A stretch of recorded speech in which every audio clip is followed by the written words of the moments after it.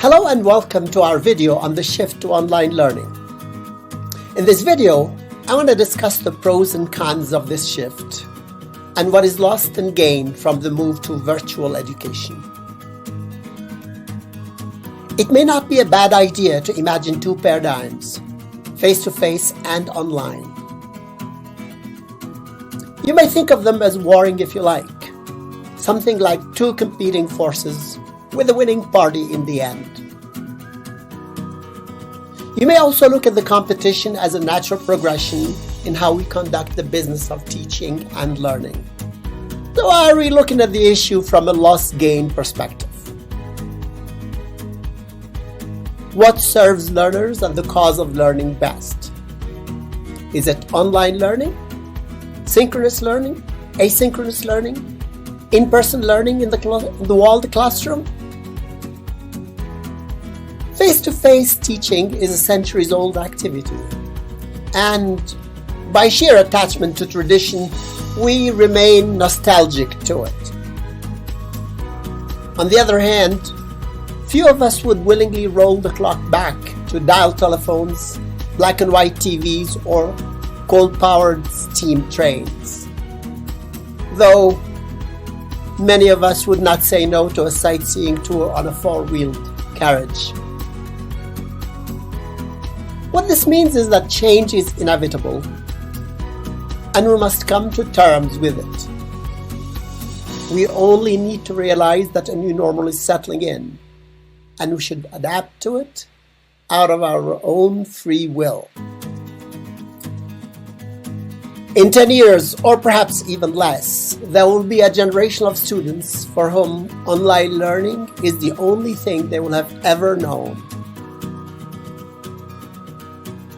And they will likely raise an eyebrow at earlier delivery methods, just as we now look at old, rusty film strips. What is lost? What we mostly lament is the loss of those intense social and emotional encounters in the physical classroom. Not that learners miss the old-school banking-style teaching where they sit for hours taking notes from a long-winded lectures delivered by a dignified and bearded professor in large lecture halls. However, we can't just deny that it feels good to belong to a community of learners connected in real time and in the same physical space. In such spaces, eye movement, facial expressions, body posture, and dress carry meanings often lost in virtual encounters. Personally, as a teacher, I find great joy in designing learning experiences where my students are seated in a circle, mostly, or some other arrangement. You see us focused on the same stuff, making eye contact, spontaneously reacting to each other's moves, expressing disapproval by a frown or joy through a smile, detecting something of a smile through a question mark in the eyes of the learner. We do this unhindered by any remote system where such instances are hard to capture or detect. The sense of physical proximity affords this immediacy. In physical classrooms, almost everyone is audible, visible, tangible, and sharing the same air. This creates a strong sense of gratification and belongingness that is not easy to recreate in the online environment. In such environments, group synergy develops seamlessly. Intergroup relationships between members of the class develop organically. Issues are easy to spot, and action is easy to take. In-person learning also engenders a sense of purpose that may be difficult to foster online. Members of this community purposefully travel from home or the library to class. It is akin to belonging to a club whose members have a common purpose. They can be creative together, sing in unison, do role plays, correct each other, sometimes pick on each other, and whatnot. So now, what is gained? What I just said may have given you the impression that online learning is all doom and gloom, as the feeling of belonging to a real community is being lost. I'm not sure that this is the case. Just remember that online learning will be the default delivery system sooner than you think, and is here to stay for good reasons. Have you seen anyone wishing to wind the clock back to old film rolls or floppy disk drives?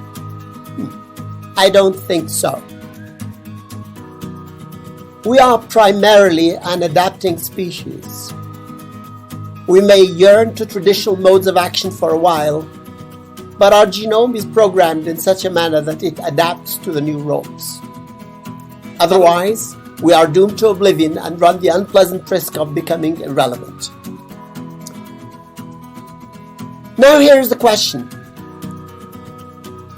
What are we migrating into when we espouse online? Come to think of it, our new teaching environs are full of accessories and affordances we can hardly do without now. All we need to do is decide which among today's teaching pedagogies and technological affordances best fits our learners' needs, and the rest is history. I'm not just speaking about the plethora of multimedia we can import into our lessons by the click of a button. Some learners like text, others prefer video, and some prefer listening. For others, an image or graphic is all they need.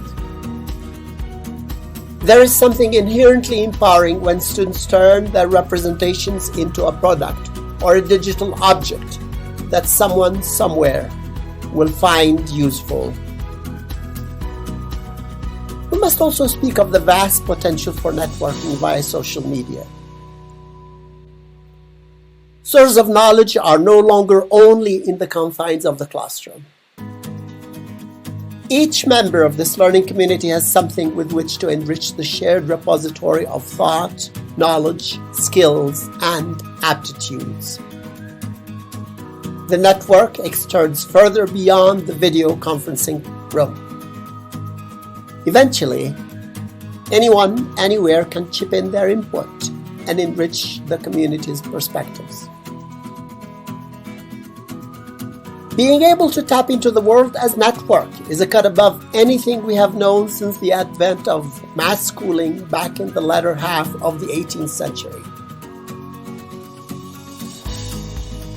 The Web 2.0 world equalizes and democratizes learning opportunities through the rich toolkit it provides learners with. Web 2.0 allows users to read the content but also to write, modify, comment, and update the content online. Think of Zoom, Google Meet, Microsoft Teams, YouTube, TikTok, Facebook, wikis, blogs, and whatever else. All these apps have revolutionized the learning teaching landscape and fostered participation, collaboration, and creativity to unprecedented levels. On the other hand, virtual spaces such as Second Life and possibly Meta and holograms are taking interactivity and physicality to a whole new level. They break geographical barriers that separate learners from the objects and locations that they study about. There is plenty in the cyber pipeline that will land on our screen. The subsequent iterations of Web 2.0, Web 3.0 and its sisters will take ubiquity, mobility, connectivity, AI, and human-machine interfaces to new levels. It is incumbent upon us to domesticate and make the most of these functionalities to shape the contours of Education 3.0. So, conclusion. A fair way to adjudicate this in-person online duality is to say that they needn't be conflicting. Virtual reality and augmented reality will bridge the gap in time, and the two modes will slowly blend into each other. Well, if you like this video, please don't hesitate to comment, share, like, and subscribe. Thanks much for watching.